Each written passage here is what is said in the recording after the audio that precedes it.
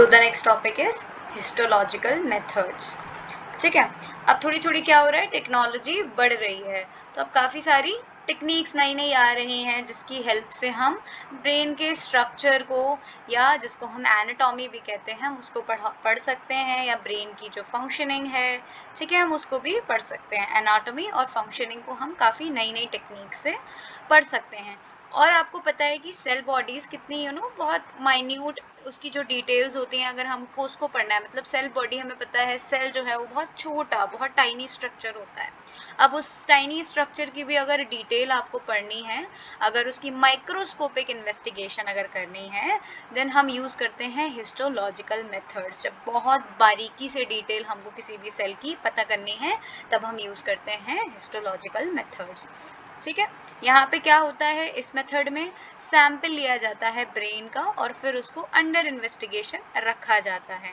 Okay, और उस sample को बेसिकली जो आपका टिश्यू है, आपका सेल है, हम उसको पहले प्रिपेयर करेंगे, फिर हम उसको आपका स्लाइड पे लेके आएंगे, फिर हम लाइट माइक्रोस्कोप के अंदर उसको ऑब्जर्व करेंगे। ओके, अब जो न्यूरल टिश्यू होता है, ठीक है, वो काफ़ी फ्रेजाइल होता है, मतलब बहुत ज़्यादा नाजुक होता है। अगर ऐसे ही आप नेचुरल कंडीशंस में, नॉर्मल कंडीशंस में अगर आप अपने सेल को या टिश्यू को रख दोगे, तो वो डिसइंटीग्रेट हो जाएगा, मतलब गायब हो जाएगा, बेसिकली उसके अंदर ऑटोलिसिस हो जाता है।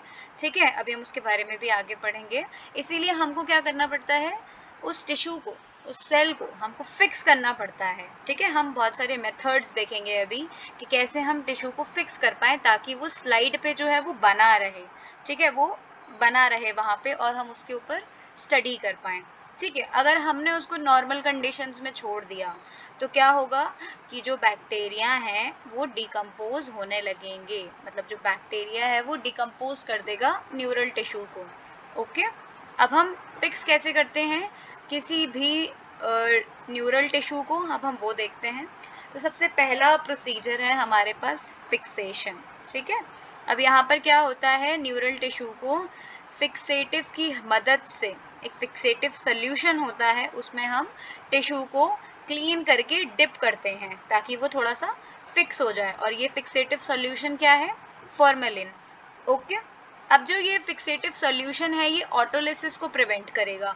ऑटोलिसिस में क्या होता है, जैसे सेल का ब्रेक डाउन हो जाता है, जैसे आपने देखा होगा ना कि अगर कोई भी जानवर की बॉडी है, अगर ह्यूमन बॉडी है, अगर हम उसको नॉर्मल कंडीशंस में छोड़ दें, तो आपने देखा होगा कि वहाँ पे सेल्स का ब्रेक डाउन होने लगता है, राइट। उनके खुद के एंजाइम्स जो रहते हैं हमारी बॉडी में, और प्लांट्स में जो एंजाइम्स रहते हैं एनिमल्स में, वो खुद ही अपने ही सेल्स को खाना शुरू कर देते हैं। ठीक है, ब्रेक डाउन ऑफ सेल्स हो जाता है, सेल हो जाता है, सेल्फ डाइजेशन हो जाता है। ठीक है, अब हमें इस चीज़ को प्रिवेंट करना है, तो हम क्या करेंगे, फॉर्मेलिन में टिश्यू को साफ करके डिप करेंगे। ओके, अब जब फॉर्मेलिन में हम उसको डिप करेंगे तो क्या हो जाएगा, टिश्यू हमारा हार्ड हो जाएगा। ठीक है, थोड़ा सा टिश्यू हार्ड हो जाएगा, बट अभी भी इतना हार्ड नहीं हुआ है कि हम उसको कट कर पाएँ। अब देखो, आप अगर किसी की भी आपको स्टडी करना है, किसी भी टिश्यू की, किसी भी ऑर्गन की, किसी भी सेल की, तो आप क्या करते हो, उसकी सेक्शनिंग करते हो, उसको कटिंग करते हो, ठीक है, उसकी, ताकि हम अंदर की डिटेल समझ पाएँ। ठीक है, ऐसे ही हम सेल को भी हार्ड करके फिर उसको कट करते हैं ताकि हमको उसके अंदर की सारी डिटेल्स पता चलें। बट यहाँ पर क्या किया था हमने, फॉर्मेलिन में उसको डिप किया था और टिश्यू हार्ड हो गया, बट अभी भी इतना हार्ड नहीं हुआ है कि हम उसके स्लाइसेस कर पाएँ। हम माइक्रोटोमिक मशीन होती है, उसकी हेल्प से स्लाइसेस हो जाते हैं किसी भी टिश्यू के, तो अभी भी टिश्यू इतना हार्ड नहीं हुआ है कि हम उसको कट कर पाएँ। ठीक है, अब हमको उसको हार्ड करने के लिए क्या करना पड़ेगा, हमको उसको फ्रीज़ करना पड़ेगा। ठीक है, फ्रीजिंग में क्या होगा, हम उसको फ्रीज कर देंगे। अब आपने देखा हो ना, कोई भी चीज़ अगर आप फ्रीज़र में रख देते हो तो कितना हार्ड हो जाती है वो, राइट।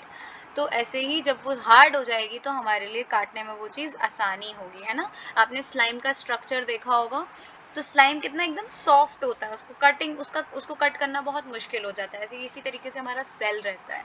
ठीक है, वो और अलग तरीके का उसका कंसिस्टेंसी होती है, स्लाइम तो फिर भी टूट जाता है। ठीक है, तो सेल जो है वो उसी तरीके की उसकी कुछ कंसिस्टेंसी होती है, और उसको कट करना, उसको स्टडी करना बहुत मुश्किल हो जाएगा।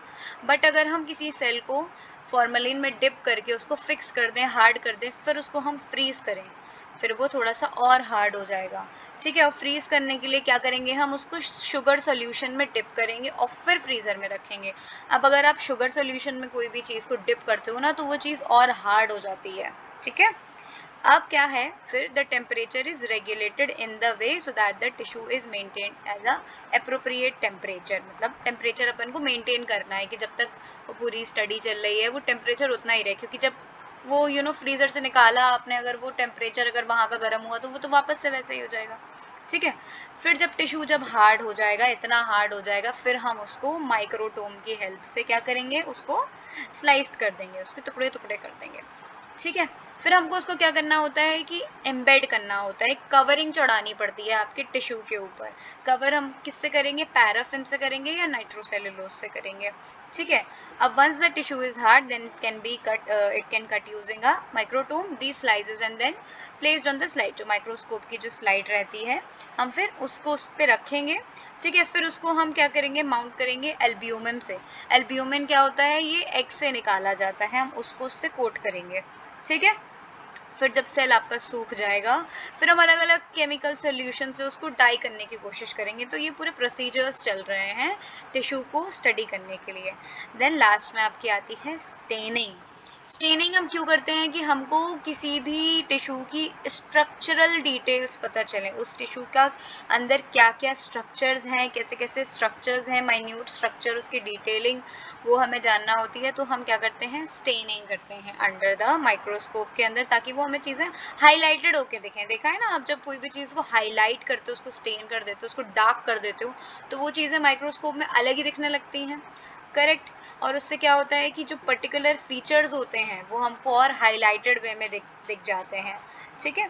अब इसको हम कहते हैं कि निसेल स्टेन्स या सेल बॉडी स्टेन्स जो रहते हैं, हम उससे क्या करते हैं, सेल की जो सेल बॉडी रहती है हम उसको डाई करते हैं, ठीक है। माइलिन स्टेन्स होते हैं जो कि माइलिन शीथ के लिए, माइलिन शीथ क्या होती है, आपका जो सेल होता है, सेल के ऊपर एक कवरिंग होती है जिसको हम माइलिन शीथ कहते हैं। तो माइलिन शीथ के बारे में अगर हमको स्टडी करनी है, ठीक है, तो हम क्या करेंगे, माइलिन स्टेन्स करेंगे। ऐसे ही हमको मेम्ब्रेन स्टेन्स होते हैं, गोल्गी स्टेन्स होते हैं, ठीक है। ये सब भी सेल बॉडी के लिए कलर करने के लिए हेल्पफुल रहती है। डेंड्राइट्स होती हैं, एक्सॉन्स होते हैं, ये सब क्या होता है, ये नेक्स्ट यूनिट में हम पढ़ेंगे कि एक ब्रेन सेल की सेल बॉडी क्या होती है, डेंड्राइट्स क्या होते हैं, एक्सॉन क्या होते हैं, ये नेक्स्ट यूनिट में जब आप न्यूरॉन्स पढ़ेंगे तो वहाँ पे ये चीज़ें क्लियर हो जाएंगी। ओके।